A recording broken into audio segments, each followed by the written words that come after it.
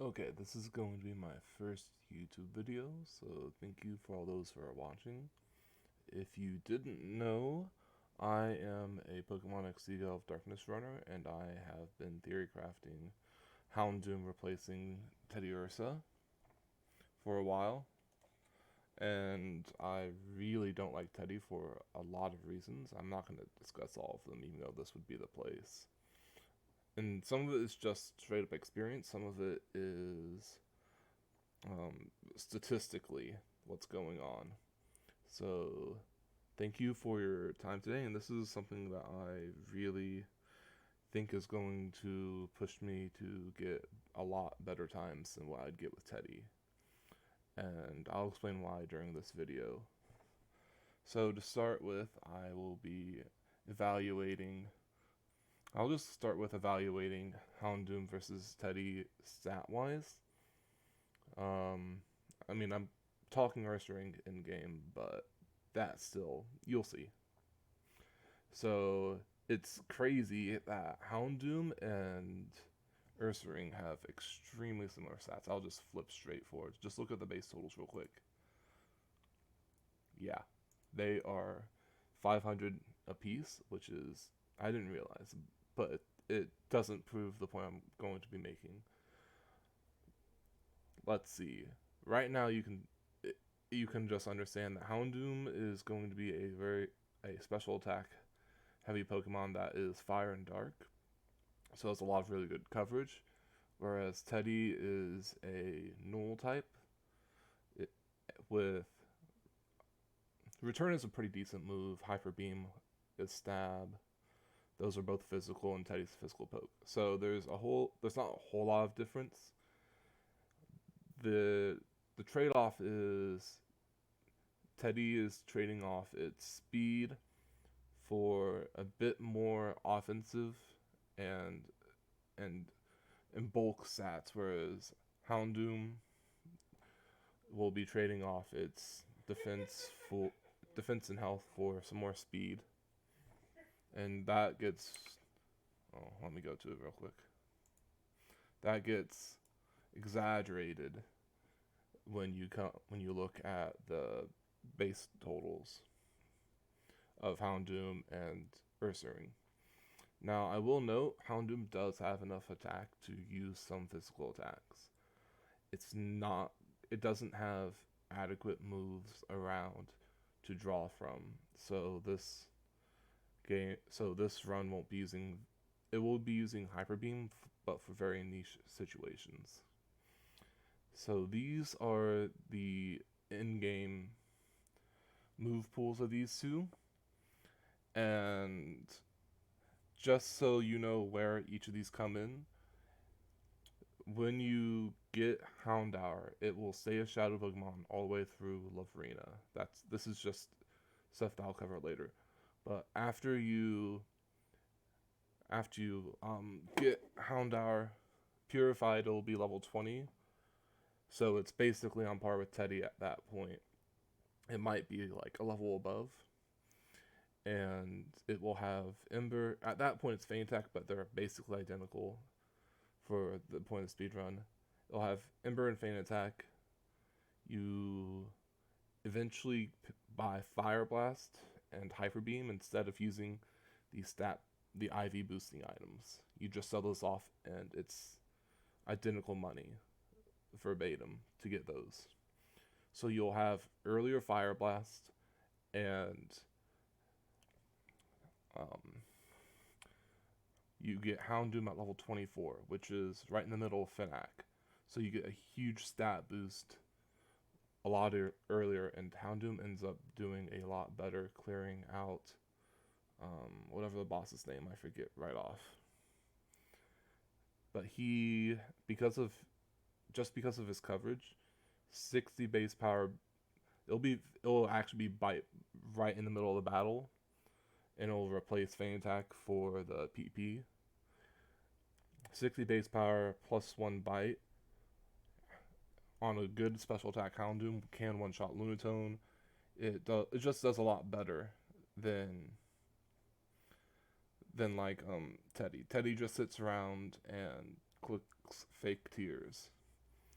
And I actually let Houndoom just do a lot of the damage because you don't have a whole lot of options to damage Lantern or Quagsire, the leads.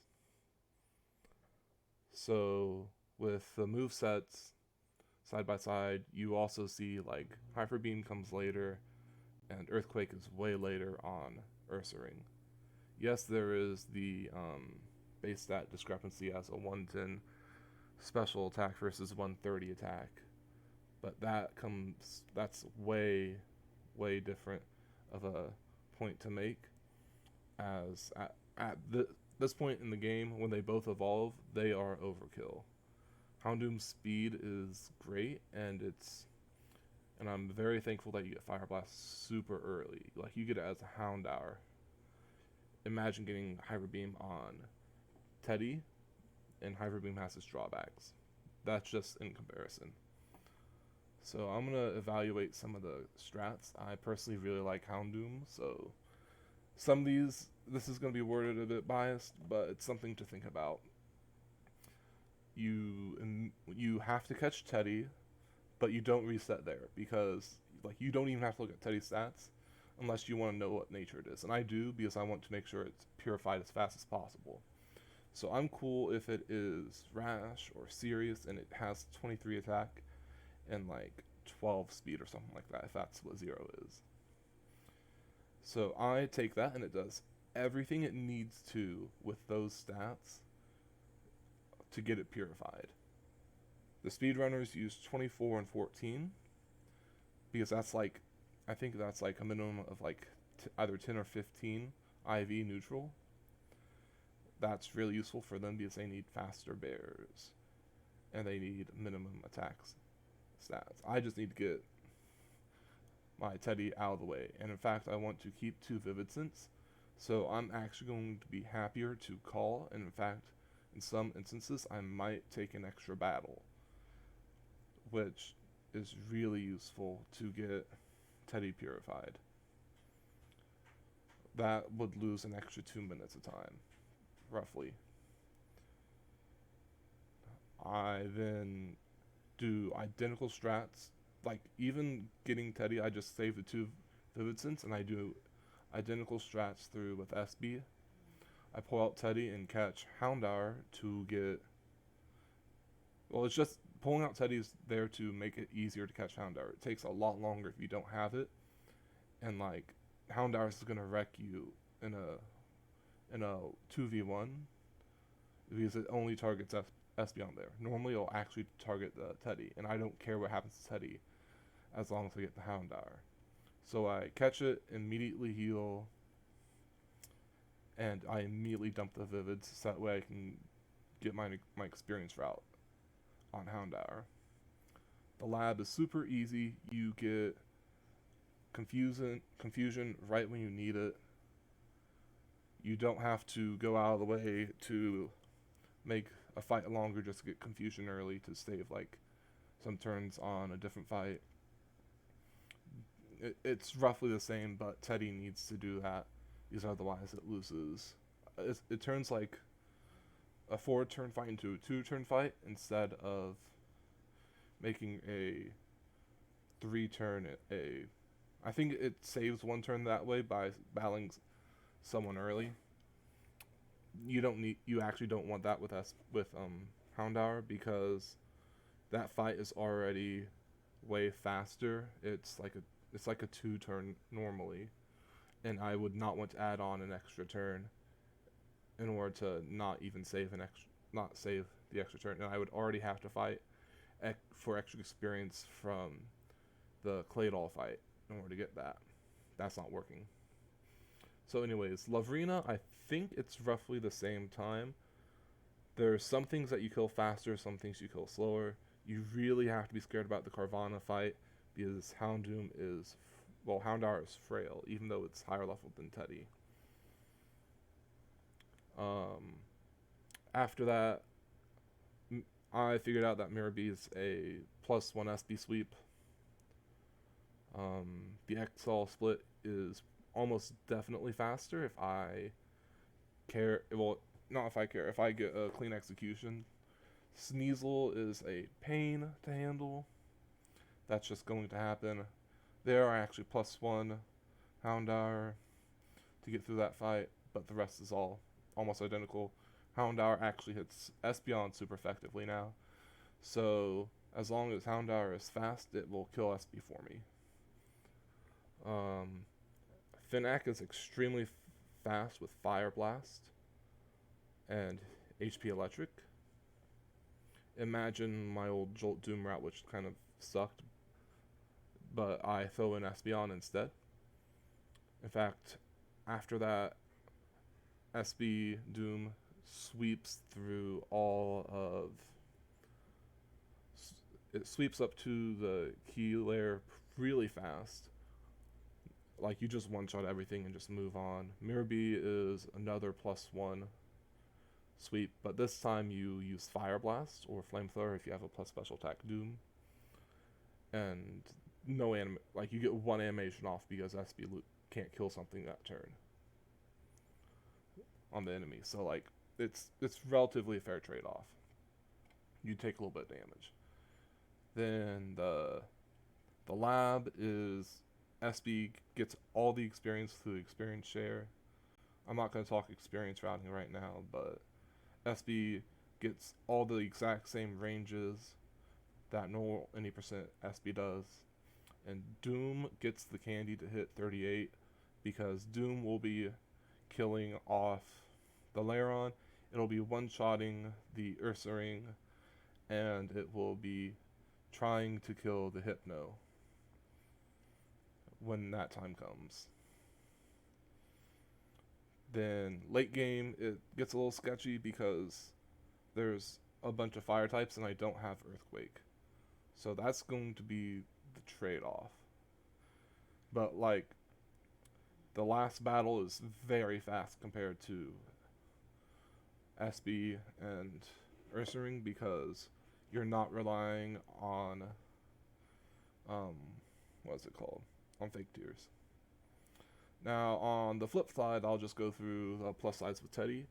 It's physical. You get to reset earlier, so you know if you have a run. Your time save is not catching a whole bunch of extra pokes. It's using fake tears instead of having to use an X item. In game is super fast because of EQ.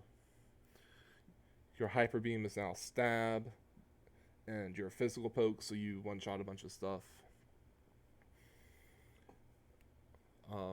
It has a bunch of usefulness, but in order for you to understand where I'm coming from with Teddy versus Pupper, I'll just go back to this. Teddy evolves later, and it's rather frail. So by the time Houndoom is, well, by the time you get Houndoom, Teddy is still Teddy, and they are both already frail to begin with. You immediately evolve Houndoom, you get a huge health boost and defensive boost. So you are no longer being chased around, being hit hard. You immediately get these extra stats, which makes you a lot more bulky. You no longer are threatened by anything the moment you get Houndoom. Teddy still has a long way to go, and it can be killed a lot easier. Ursaring won't be killed, obviously, because look at that health pool. So the main argument is you get Fire Blast earlier, you get an evolution earlier. There's a bunch of other things that get thrown in there, but the trade-off between getting those earlier is that you have to invest time to catch it. You have to invest extra resources to get it experience earlier. And then it's a little bit easier to kill earlier. Murkrow's an issue on naps, and there's a few other small things.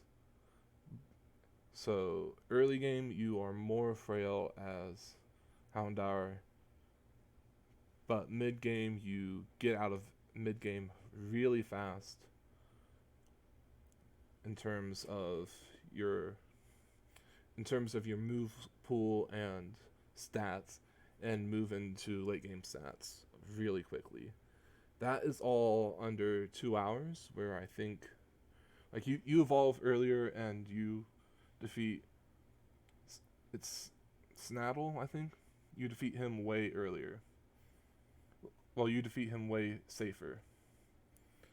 Whereas Teddy is not capable of sweeping stuff. The idea of Houndoom is that it does a lot of Espeon's job like Espeon.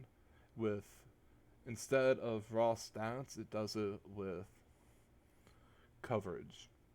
So there's a lot of ice types, there's a lot of psychic types, there's a lot of grass types.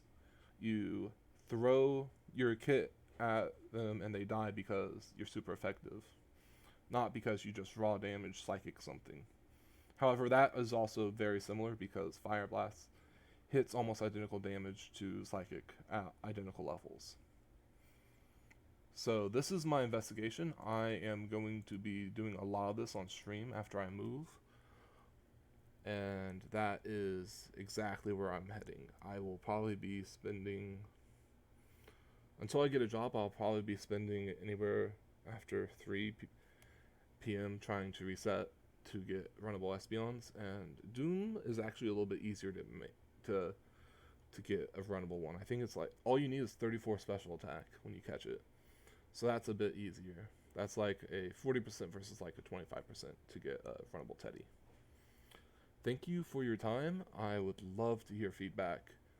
If you think I'm wrong, please explain why. I'd love to hear any constructive criticism. I want to get this off the ground. And if the best time I can get is only like a 440, that's on me. And I'll just move on to SB Teddy and get world record or something very quickly. I am somewhat new to speedrunning, but I've been routing for a while, and this is something that I've had a lot of experience with, so I'm relatively confident in what I'm saying. Again, thank you for your time. If you like the content, I will probably be putting routing information up on my channel.